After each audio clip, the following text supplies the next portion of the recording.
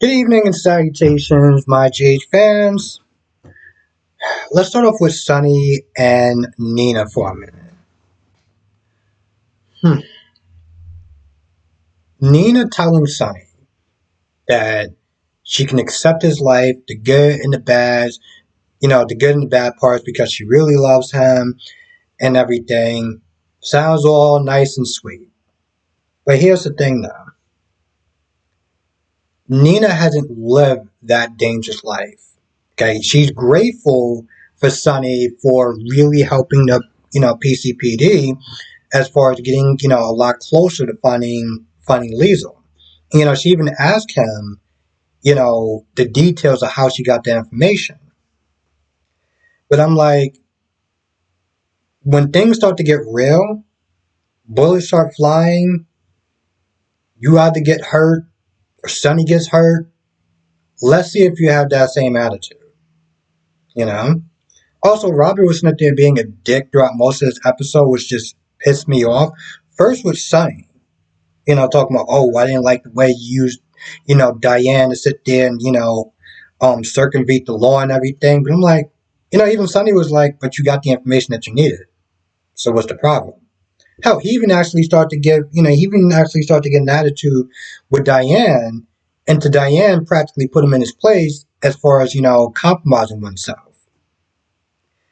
After that, for some odd reason, she decided she wanted to go out to dinner with him, or she let him take her to dinner or something, which I really didn't understand that. I'm like, this dude was literally sitting there showing his ass 1 minute, but then he apologizes. Okay, cool. So I guess he's just gonna take you to dinner now. I don't know. Um, Felicia and Holly. This scene was kind of a trip. Not so much as in I didn't really understand what Holly's plan was to get back Ethan, especially after Felicia was saying that you got this information so easily. Most likely it's a trap. And she's like, yeah, I know, but this is my only lead. I'm like, but how is you getting caught in a trap going to help Ethan? Whatever. Long story short, they get to this auction, right? And they almost get kicked out, but one of them able to sit there and fast talk their way into staying in. At this point, this auction is practically human trafficking at this point. They bring in the first person that they're going to sit there and sell. And long and behold, it's Ethan. And I'm pretty sure there's going to be a majority of people that is definitely going to be disappointed with the scene. One, I'm 99% sure it's not Ethan. His head was kind of low, so I couldn't really tell, but I'm just like, I know it's not the same actor that played Ethan. Two, um, did Luke have blonde hair at some point? Maybe he did. But just the fact that this dude was just blonde, just out of nowhere, just kind of threw me. You got blonde hair? What? Let's see. I'm not even gonna, cause here's the thing. I done did this review like about 3 or 4 times because I didn't like how it was coming out. Okay. Because here's the thing. It kind of threw me off when they showed Ethan and he had blonde hair, and I was just like, I don't remember Luke ever having blonde hair. I know Holly didn't have blonde hair, but then I went to go look at my phone. And I was like, oh, okay. I don't know how the audience is gonna sit there and take that. There was some people that was kind of in a frizzy about the whole Maxie thing being brunette. So, which I'm not gonna lie, kind of threw me off a little bit too. But whatever. So yeah, they got Ethan there, which is I don't know. In some ways, I feel like it was just kind of too easy to sit there and really get Ethan back that fast. You would think that Victor, knowing that Holly wants him back or whatever, sit there and try to keep him in some sort of secure place and not just sell him off to the highest bidder, where Holly could sit there and come in and intersect and kind of rescue him. So I don't really understand that.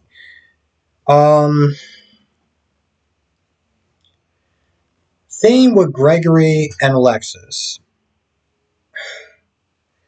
First of all, there was something that just inherently bothered me when Gregory walked in and he was meant to talk about how, he would like to sit there and help, with this whole, um, with the whole news, with the whole article with Victor and the family and everything like that, kind of being close to, her, whatever.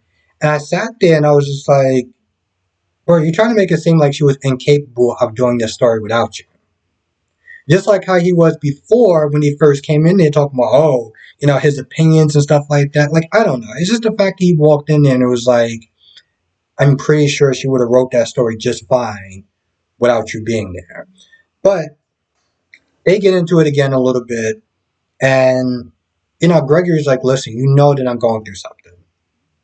But I need you to sit there and respect my privacy and how I choose to handle this. I don't want to lose you as a friend. And at first, Alexis kind of gives him a bit of pushback or whatever. Um, so it's asking certain details. And it's funny too, because she started asking the detail like, well, how would I know if it gets really bad in case I sit there and call someone? Eventually, Alexis drops it.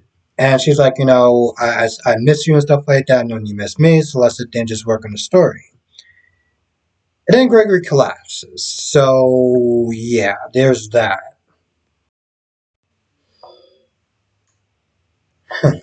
At this point, I think we all know that Chase and Brooklyn are going to get back together. Especially after that testimony that Brooklyn gave to, Chase during his, well, also Blaze, but more solely Brooklyn, during his whole hearing to sit there and see if he's going to get back his job, which, long story short, I didn't get any spoilers or anything like that. I just know he's going to get back his job because I'm going to be honest, I can't really see him doing anything else. I've heard um, mixed reviews or whatever as far as his singing, but that's, yeah. Um,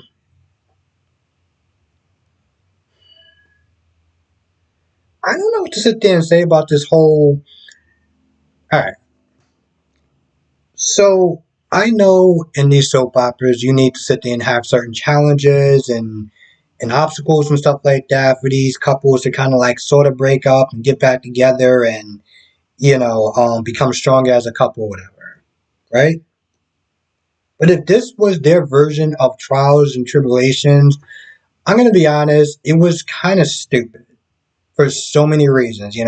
Chase getting upset with Brooklyn for not writing a letter, when in reality, Chase got himself in this situation in general. Brooklyn being somewhat selfish about wanting her songs back, even if it meant, um, letting the scumbag, kind of do whatever he wanted to any other girl that came after Brooklyn. And him being upset about it, even after she decided to come clean in the first place. This whole, will they, won't they, break up, get back together, whatever this sort of emotional roller coaster ride that they was meant they're trying to give to the viewers, it was pretty stupid. It was just dumb. Um, Willow and her so-called final wish to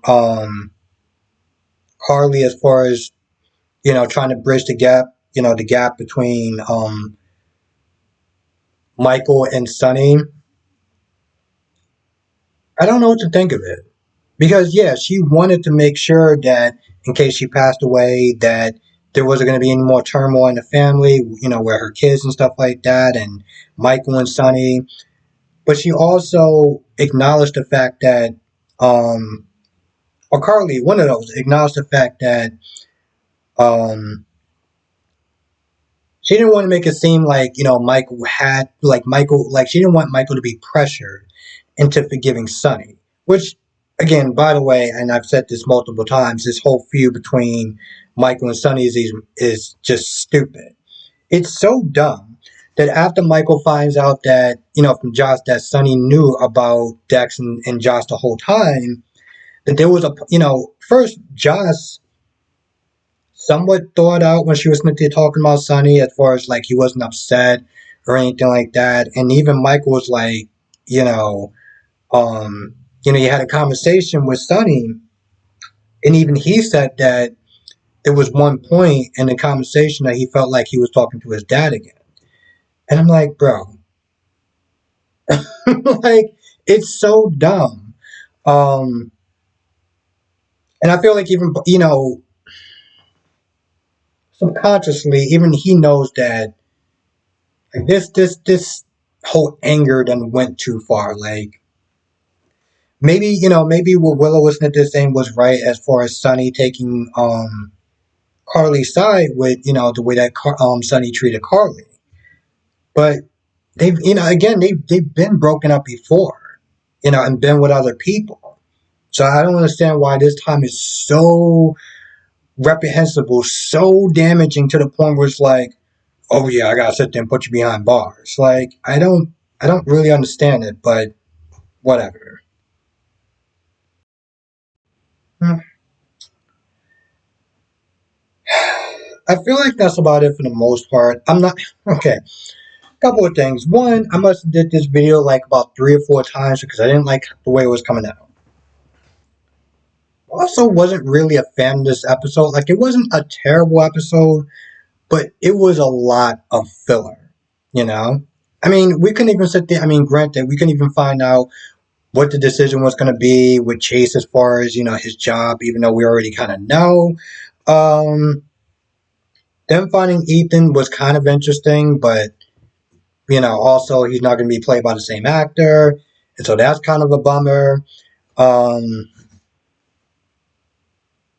Gregory falling towards the end, I guess that was somewhat kind of interesting. I mean, don't get me wrong, it's not interesting watching somebody fall and be ill and stuff like that, but I felt like for the most part, this episode was just filler, you know? And we're actually getting to the really good stuff with the Ice Princess storyline, and they give us this.